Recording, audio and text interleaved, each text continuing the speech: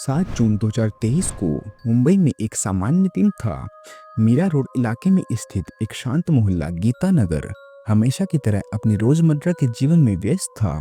गीता आकाशदीप apartment complex में जिंदगी सामान्य दिख रही थी, लेकिन पिछले 3 दिनों से बिल्डिंग के निवासी एक बढ़ती हुई बदबू से परेशान थे। शुरुआत में उन्होंने इसे ड्रेनेज या प्लम्बिंग की समस्या मानकर नजरअंदाज कर दिया, लेकिन यह कोई साधारण बदबू नहीं थी। इसमें एक अजीब डरावनी गंध थी जो कई लोगों को सड़ते हुए शरीर की बदबू जैसी लग रही थी। पहले तो उन्होंने सोचा कि शायद कोई मरा हुआ चूहा कहीं फंसा हुआ होगा, इसलिए कुछ पड़ोसियों ने मिलकर इस गंध का स्रोत तलाशने की ठानी। खोज करते हुए वे 7वें मंजिल पर पहुंचे। जैसे जैसे वे आगे बढ़े, बदबू और तीव्र और असहनीय हो गई। अब साफ था कि इनका स्रोत उसी मंजिल पर कहीं था। रहस्य की तह तक पहुंचने के इरादे से उन्होंने हर कोना छानना शुरू किया। उम्मीद थी कि कोई मरा हुआ जानवर मिलेगा, लेकिन जांच उन्हें एक खास फ्लैट तक ले गई। जब वे फ्लैट के दरवाजे के बाहर खड़े हुए तो बदबू इतनी ज्यादा थी कि साफ हो गया कि असली वजह अंदर ही थी। उत्सुकता और चिंता के साथ उन्होंने दरवाजा खटखटाया, जवाब की उम्मीद में, लेकिन जो दृश्य उनके सामने आने वाला था वह उनकी कल्पना से परे था। लेकिन जब यह लोगों के सामने आई तो इसने पूरे देश को झकझोर कर रख दिया। अपार्टमेंट 704 के दरवाजे से आती तीव्र बदबू इतनी असहनीय थी कि कुछ लोगों को उल्टी तक आ गई, लेकिन इसके बावजूद पड़ोसी लगातार दरवाजा खटखटाते रहे, उम्मीद में कि अंदर से कोई जवाब मिलेगा। वहाँ 56 वर्षीय मनोज और उसकी 32 वर्षीय पार्टनर सरस्वती रहते थे। करीब 15 मिनट तक लगातार दरवाजा खटखटाने के बाद दरवाजा धीमे से खुला। सामने मनोज खड़ा था, जिसने चेहरे पर काला मास्क पहन रखा था। बदबू के बारे में पूछते हुए भीड़ ने उसे तुरंत सवालों से घेर लिया, लेकिन मनोज ने शांत रहते हुए सबको आश्वस्त किया कि वह इस बदबू को संभाल लेगा, और फिर सभी को वहां से जाने के लिए कहकर दरवाजा बंद कर दिया। पड़ोसियों को उसका व्यवहार अजीब लगा। मनोज और सरस्वती वैसे भी कम बोलने वाले और अनसोशल लोग थे। न वे किसी सामाजिक कार्यक्रम में शामिल होते थे, न ही पड़ोसियों से बातचीत करते थे। लेकिन हाल ही में मनोज ने अचानक सड़क के कुत्तों को मांस के पैकेट खिलाने शुरू कर दिए थे, जो सबको बहुत अजीब लग रहा था। इसके अलावा सरस्वती पिछले 3-4 दिनों से बिल्कुल दिखाई नहीं दे रही थी, केवल मनोज को आते जाते देखा जा रहा था। यह सब देखकर पड़ोसियों के मन में शक पैदा होने लगा। आखिर बदबू की असली वजह क्या थी, और सरस्वती अचानक कहाँ गायब हो गई थी। आखिरकार जब मनोज घर पर नहीं था, पड़ोसी ने पुलिस को बुला लिया। पुलिस जब पहुंची तो उन्होंने पूरे घर की छानबीन शुरू की। जैसे कि पड़ोसी ने बताया था, घर में बदबू इतनी ज्यादा थी कि पुलिस को तुरंत लगा कि कुछ गंभीर गड़बड़ है। शुरुआती तलाश में कुछ असामान्य नहीं मिला, लेकिन फिर एक अफसर की नजर हॉल में पड़े एक बड़े प्लास्टिक शीट पर पड़ी, जिसके नीचे कुछ छुपा हुआ लग रहा था। जैसे ही उन्होंने कवर हटाया, वहां का नजारा देखकर सबके रोंगटे खड़े हो गए। वहां 2 बड़ी इलेक्ट्रिक आरी पड़ी हुई थी और उनके दांतों पर मानव मांस के छोटे छोटे टुकड़े फंसे हुए थे। पहले से असहनीय बदबू अचानक और तेज हो गई। इसके बाद पुलिसकर्मी रसोई तक पहुंचे और वहाँ जो उन्होंने देखा वो तो बस पहली नजर में रसोई एक सामान्य रसोई जैसी लगी। वहाँ बर्तन, पतीले और बाल्टियां बिखरी हुई थी और कुछ भी असामान्य नहीं लग रहा था। लेकिन जैसे ही पुलिस ने बाल्टियां और कंटेनर खोलने शुरू किए, उनके सामने जो दृश्य आया वह बेहद डरावना और विवश था।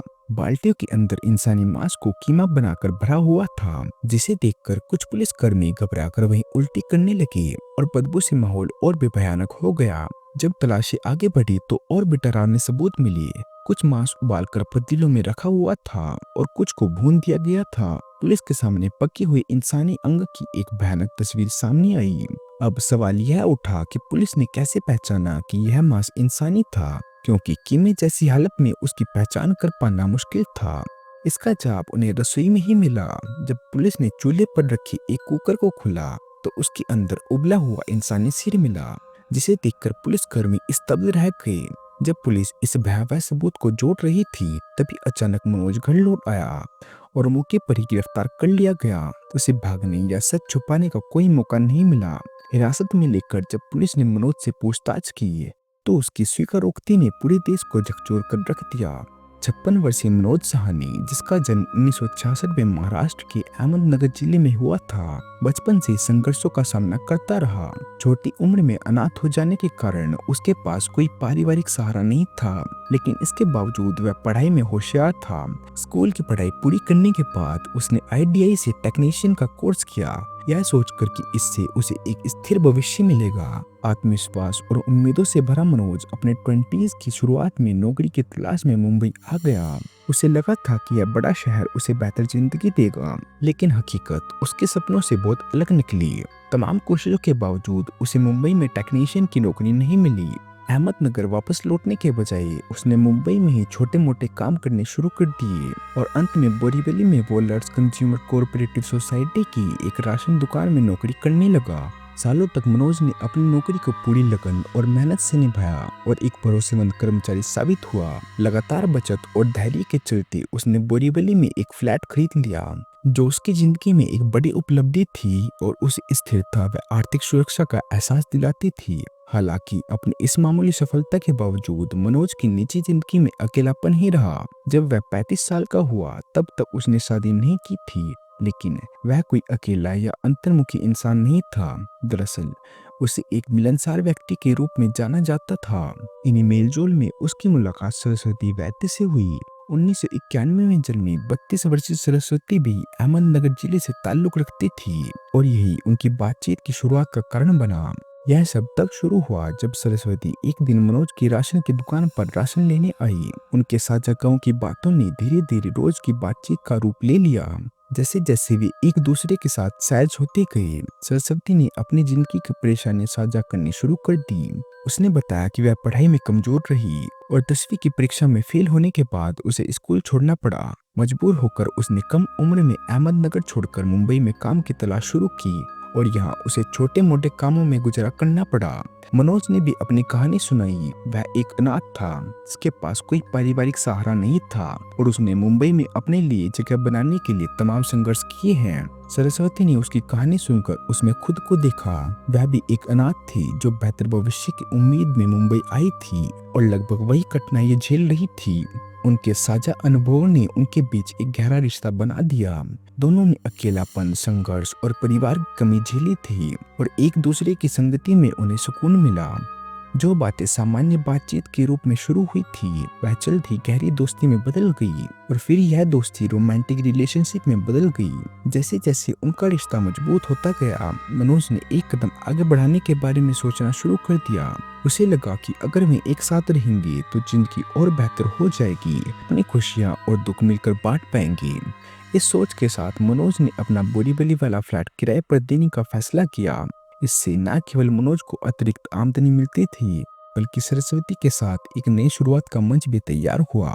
2015 में मनोज ने एक महत्वपूर्ण कदम उठाया। उसने मीरा भायंडर रोड पर गीता नगर फेज 7 में 2 BHK फ्लैट किराए पर लिया। मतलब जे वू के फ्लैट नंबर 704 में उसने और सरस्वती ने अपना नया घर बसाया। यहाँ दोनों ने एक साथ जीवन की शुरुआत की। उनका जीवन सरल था, दिन भर काम करना और शामें एक दूसरे की संगति में बिताना। उनकी जिंदगी सतह पर सामान्य और शांत दिखती थी, लेकिन उनके रिश्ते में एक असामान्य बात थी। मनोज और सरस्वती अपने रिश्ते को लेकर बेहद गोपनीय थे।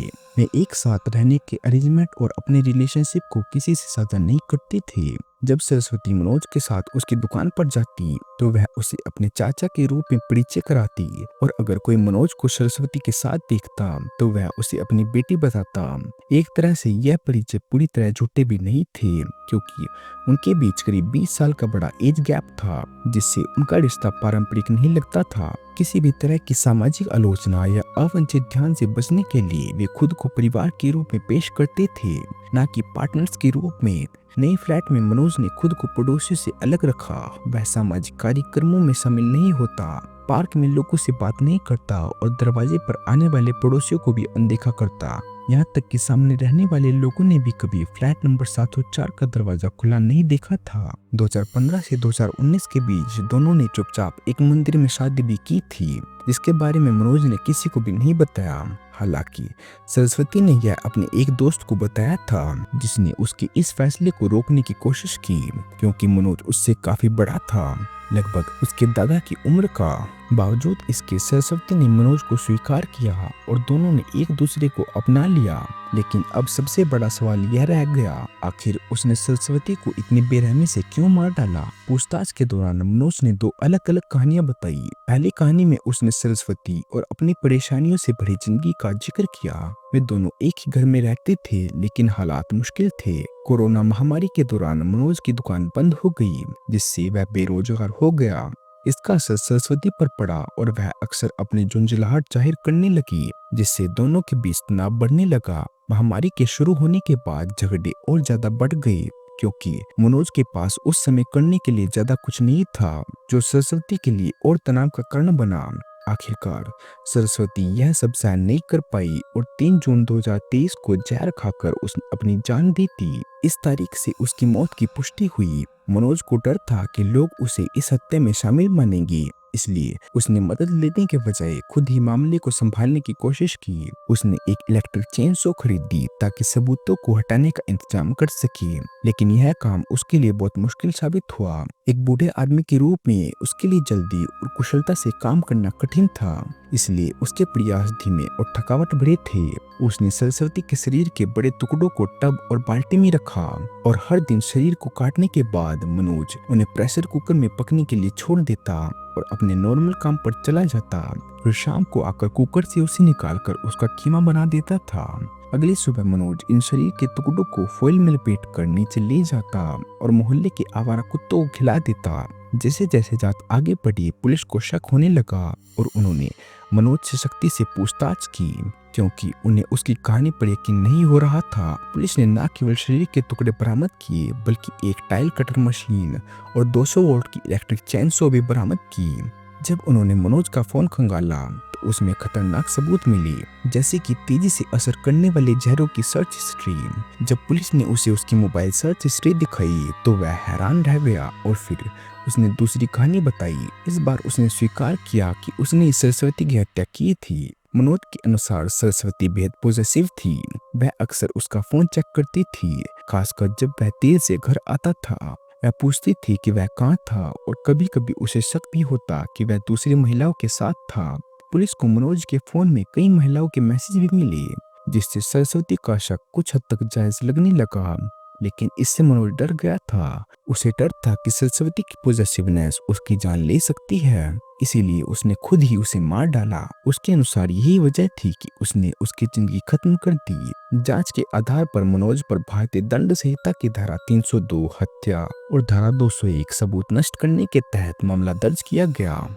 क्योंकि केस अभी भी जारी है, अंतिम फैसला आना बाकी है। इस कहानी के बारे में आप क्या सोचते हैं? आपको क्या लगता है कि मनोज को उसकी हरकतों की क्या सजा मिलनी चाहिए? अपने विचार कमेंट्स में जरूर साझा करें।